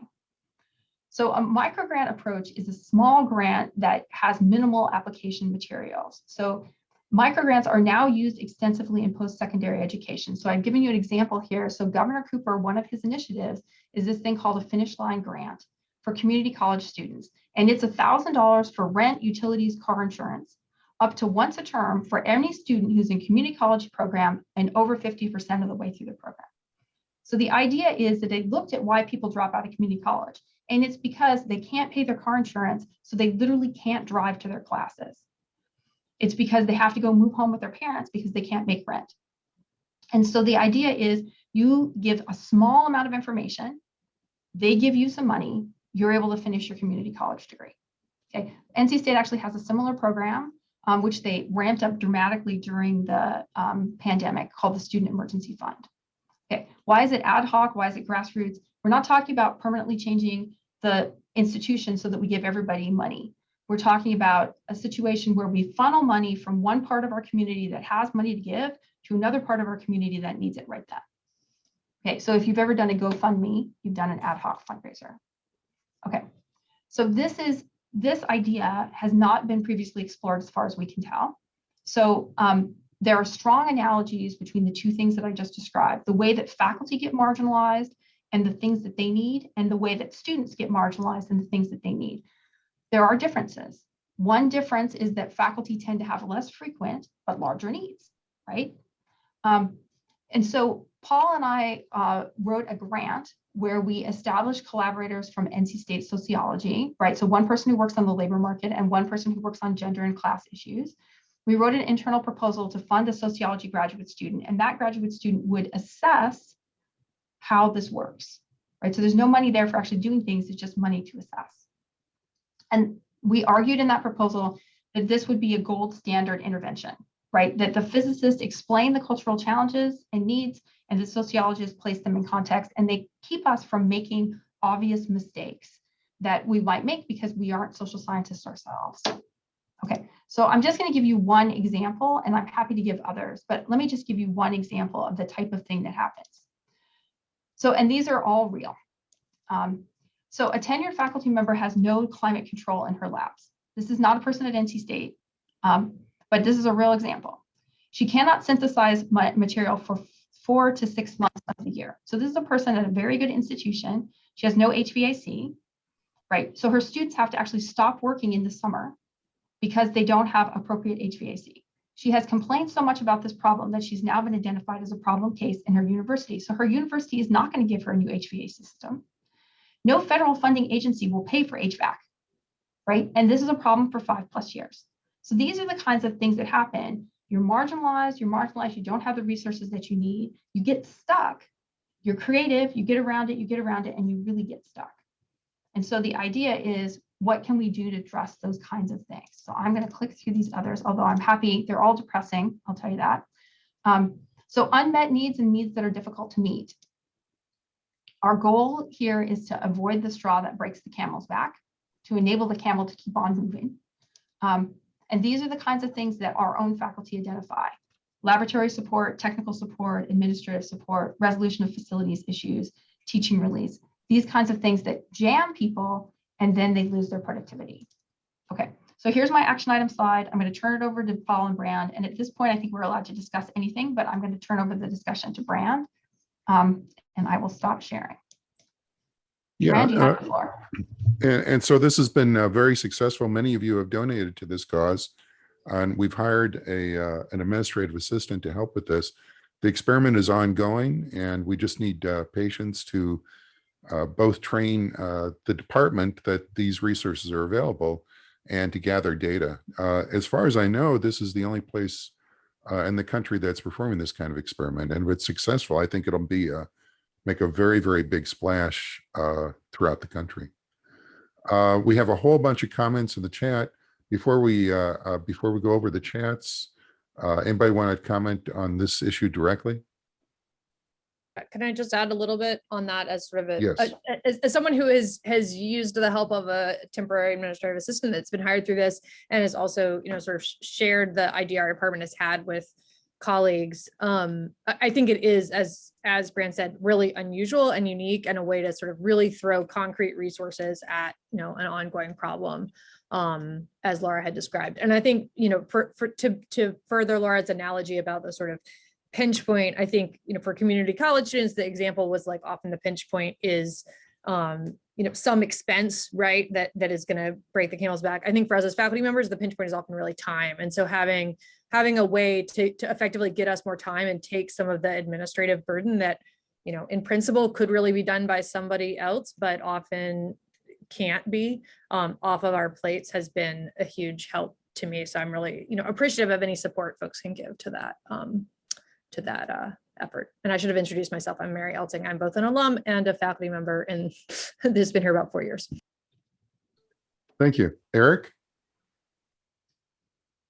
Yeah, so I'm a little confused by one piece of this. So fixing HVAC in a lab seems like an institutional problem so help me understand how this kind of fund helps that. That's kind of question A. Question B is, which I was thinking about it earlier in the conversation, can outside resources be used to supplement salaries of the staff?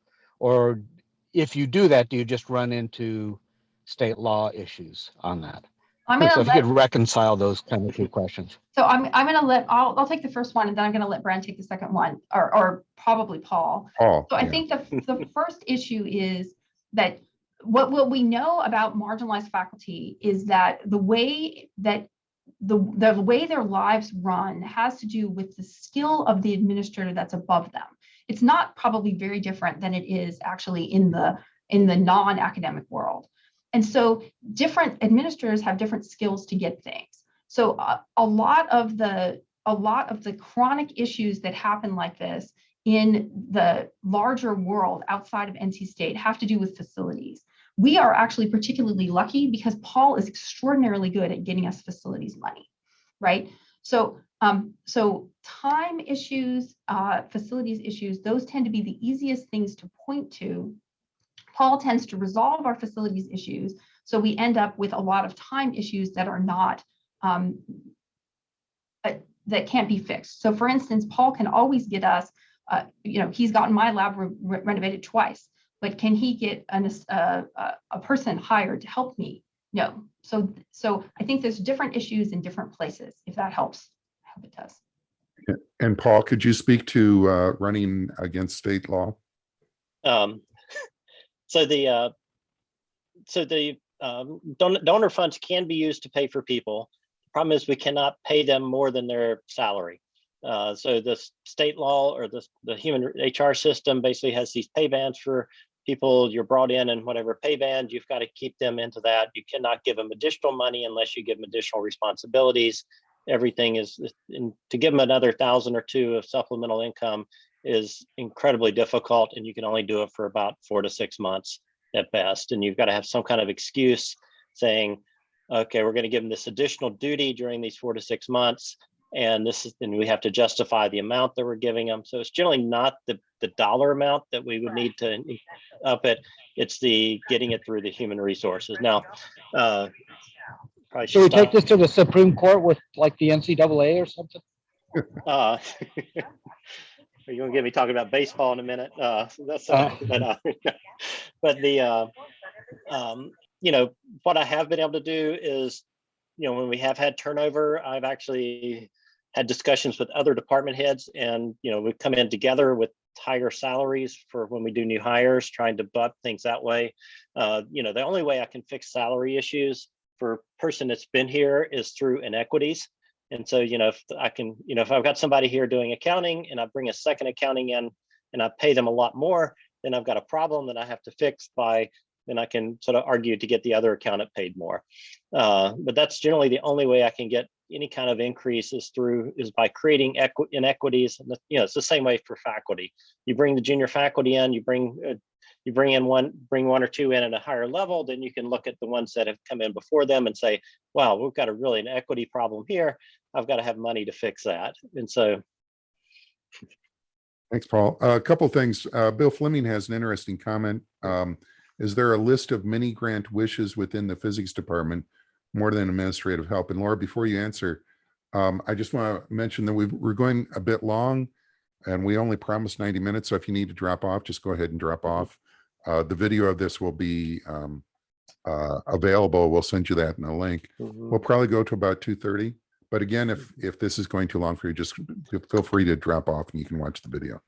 So Laura, can you well, okay. The first thing I want to say is I want to just thank everybody for this conversation, because I think particularly with respect to the undergraduate program, we have a wide variety of opinions here and we have a wide variety of experiences. And please, if you were motivated by some of the discussion that we had earlier, please do reach out to Brand and have him connect us so that we can get some more, there's a lot of great stuff in the chat about transitioning students, and I would love to follow up on that.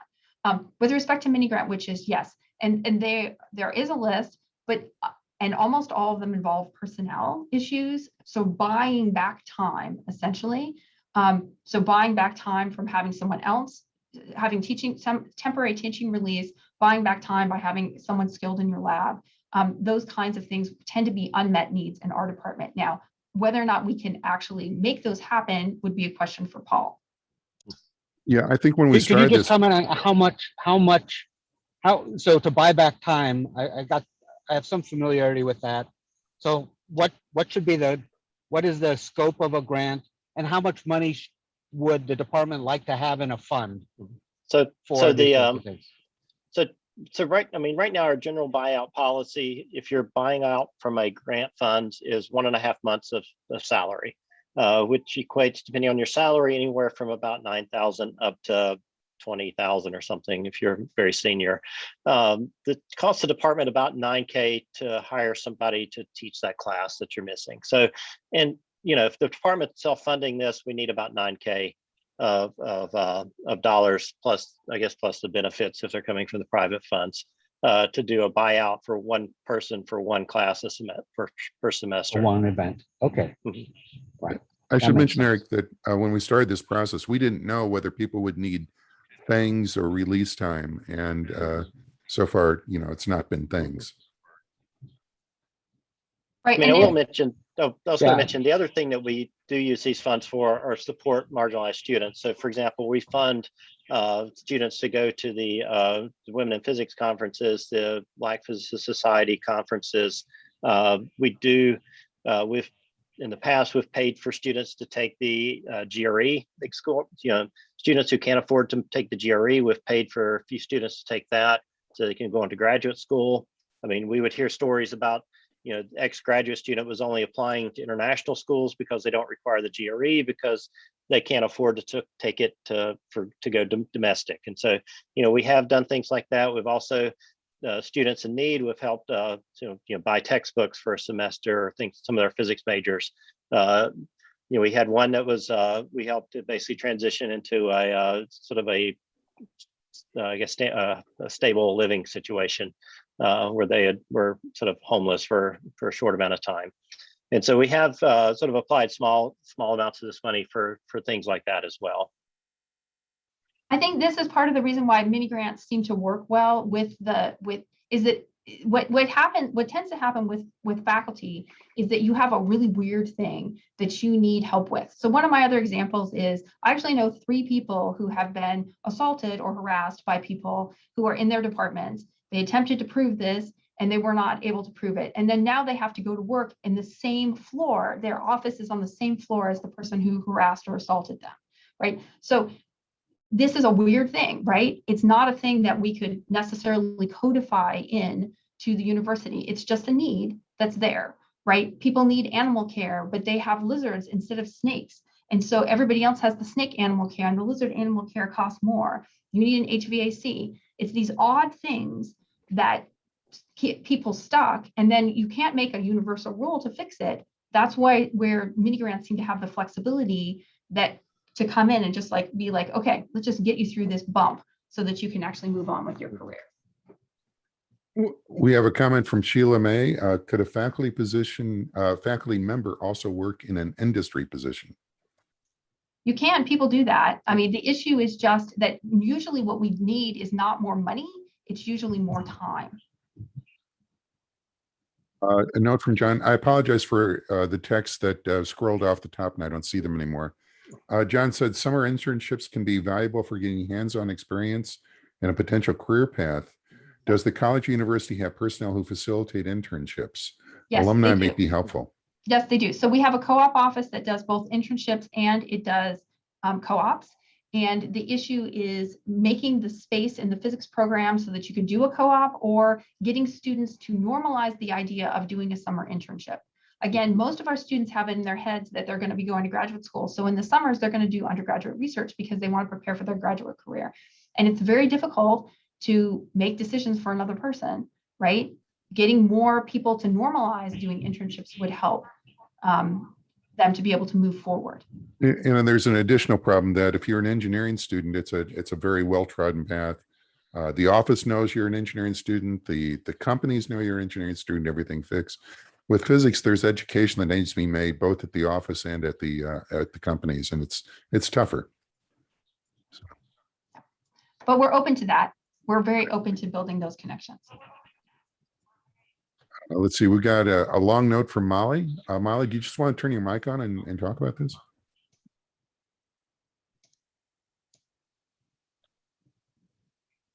Yeah, go ahead, Molly. Yes. Okay, sorry, had a double unmute. No, basically the thought was just I double majored in nuclear engineering and physics when I was at State, and the physics curriculum was what we all know. It was a physics curriculum. However, on the engineering side, I did get some at least anecdotal experience with MATLAB and doing my computational homework, because kind of hard to solve nuclear engineering problems by hand.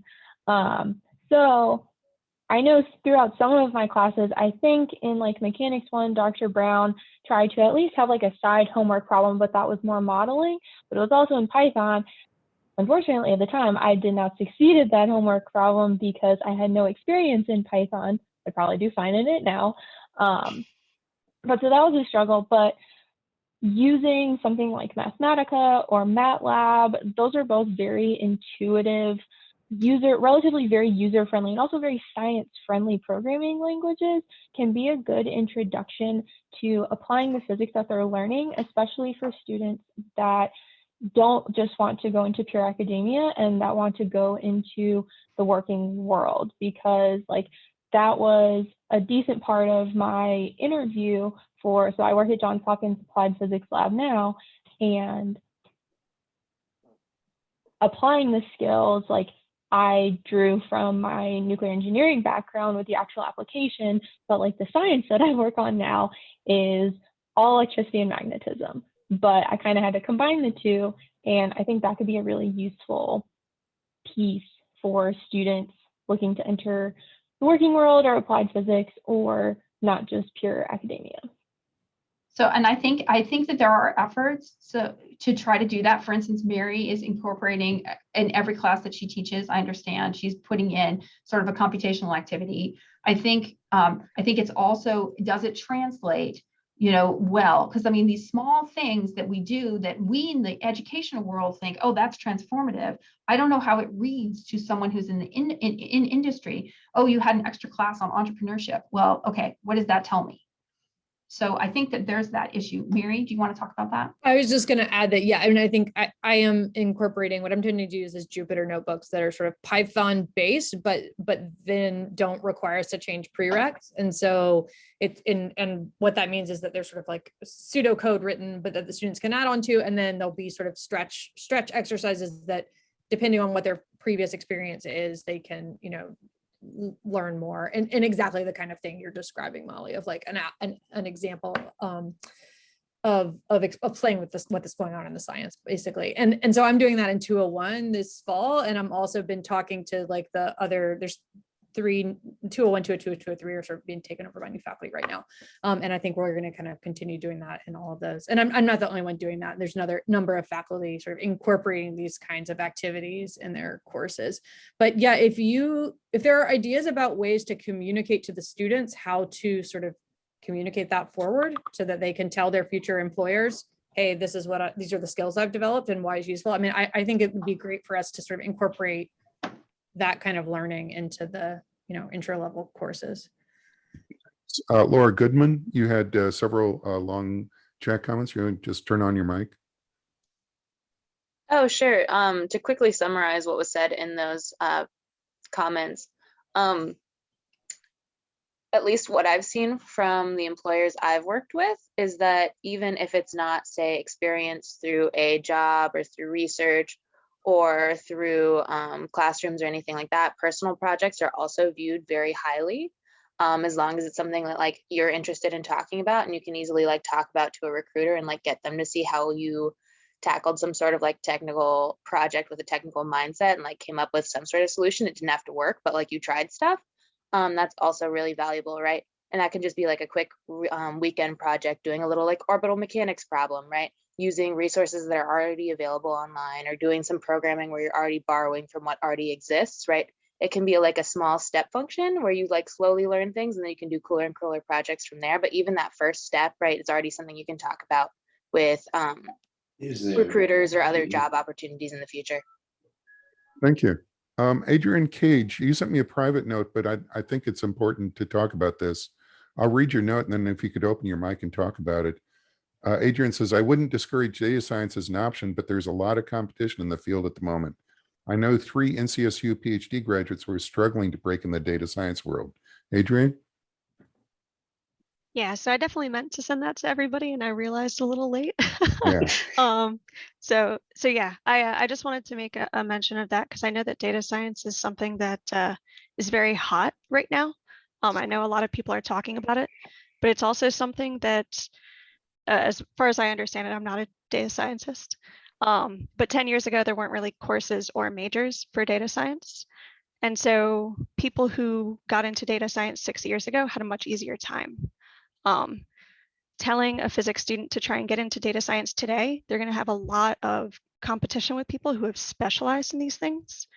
And so my boyfriend is a PhD from NC State. He actually works in data science, excuse me, now, and interviews for the positions and sees a lot of people who are not qualified. And that's the main concern for a lot of physics undergrads, I think. So Adrian, do you have thoughts on how having a physics degree is actually an advantage in this situation, or is it? I don't know if I'm knowledgeable to comment on that, to be honest. Okay. I do think this is the same tension that is always, whenever we talk about, in this group or where we talk in the larger physics community, this is always the tension, is that physics is a generalist degree that teaches you to think. And it also is very time consuming. So it tends to just eat up your entire life. And so you don't have time to do a lot of extra projects and things like that. And so then there's, an issue with matching that with the world. Michael Binger? Yeah, just I've been working as a data scientist in EdTech for the past few years, and I would say that there's definitely a cachet and advantage to having a physics degree, particularly like maybe a graduate level degree in data science. Just having been involved in like hiring discussions and that sort of thing. That sort of I work on a team of 3 people, and 2 of us have physics PhDs. And totally field unrelated to physics. But and that's not just unique to my team. So I'd say there is potentially an advantage that having the physics degree gives people. But yeah, I guess the thing I'm taking away from what I learned today in some of this discussion is that I wonder if it would be advantageous to have undergraduates have just a little bit more meat and that the data science bones when they graduate. Like I don't know, my mind was gravitating towards something like a data science and physics course or something that sort of teaches the core methods of different data science techniques using physics examples. I know that like high energy physics now relies on a lot of pretty advanced machine learning stuff, and so I'm sure you could like pull examples from different fields in physics and kind of use that as a way to then the undergraduate could actually have more confidence when they go and interview and say, hey, look, no, I actually took this course in data science and physics, and they could feel more confident. Like, yeah, I learned how to code up regression analysis in Python and do all these things. And I know adding another course to curriculum is always challenging, but that's where my mind was going. Thanks, Michael. Charles Case. Oh, thank you. Since I'm the lawyer on here, I'm probably the least knowledgeable about some of these things. But I will share that my new daughter-in-law just got a degree last month from a master's degree from the Advanced Analytics program at State. She spent the last year after having gotten a master's degree in horticulture. And I can tell you that just looking at her and knowing about her class experiences, that 10.5 months that they spent have made them extremely marketable on the with employers.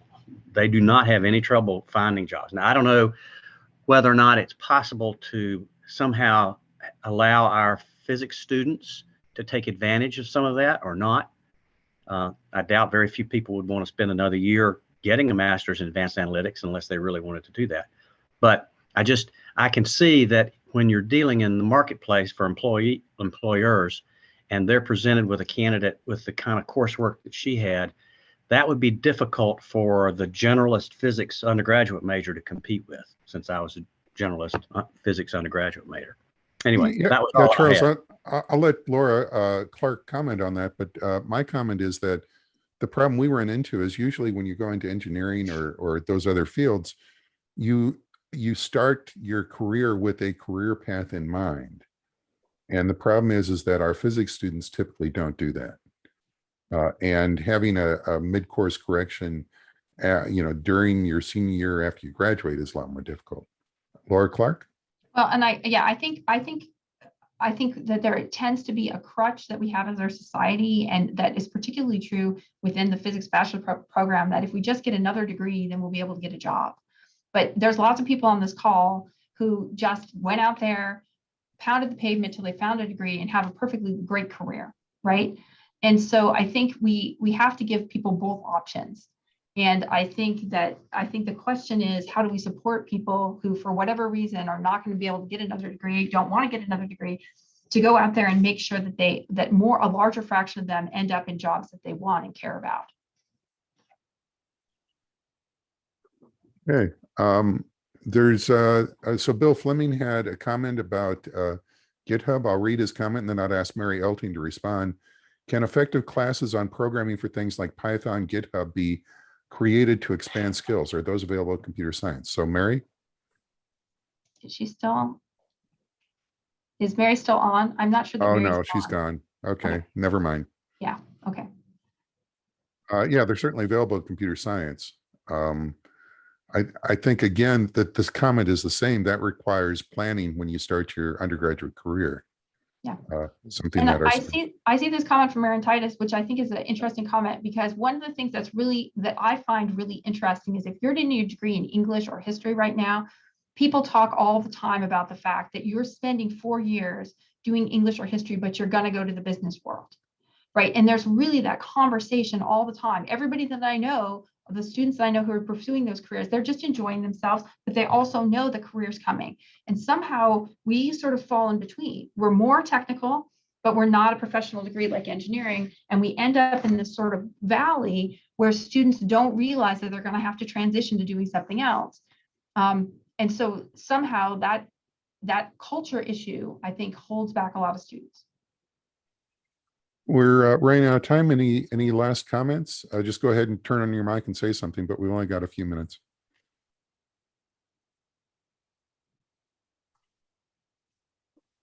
Okay, so to wrap up, I'm going to send a massive email to all of you. It's going to take me a couple of days to put it together, and that email will include a link to this meeting. It will include the slides that you saw. It'll include a link to the Google form. So if you have any information about alumni, we can put it in there. It's going to include information about being part of the video project. It'll include a reminder to contact us if you want to join the Discord chat, the group chat. Anything else I should put in that email, Laura? Yep, I do have a final action item slide, which I didn't Okay. show, but is in the slide pack, that has all the action items run together. So that'll Actually, be if you could last show slide. that right now, that'd be Okay. great.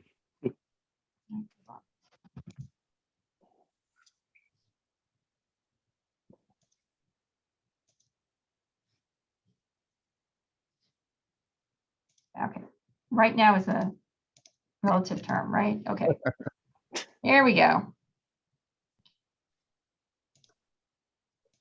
Okay, so that is this slide. Okay, can you see it?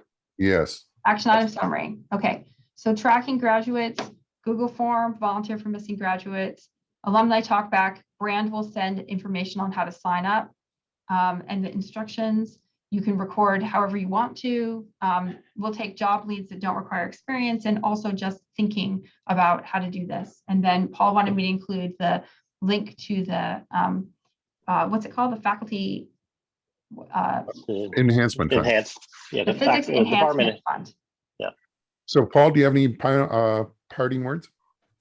I just want to thank everybody for participating. great comments, great feedback from you guys. It really gives us a completely different perspective on how we look at things. And we've slowly been incorporating a number of the suggestions we've had over the last several years into the curriculum, as you see, and how the faculty emergency fund, things like that. Just appreciate everyone's continued support, and just continue to help us to track down more alumni that we can sort of help expand the network with, if you don't mind. Thank you so much for sticking with us for almost 2 hours. I will save the chat, and I'll forward that to everybody that was here, Paul and Laura in particular. So if we didn't get to your comment, we will read them and respond. Other than that, thank you so much for spending time with us, and we hope to do this routinely in the future. Take care, everybody. Thank you so much. All right, thank you. Yep. Bye.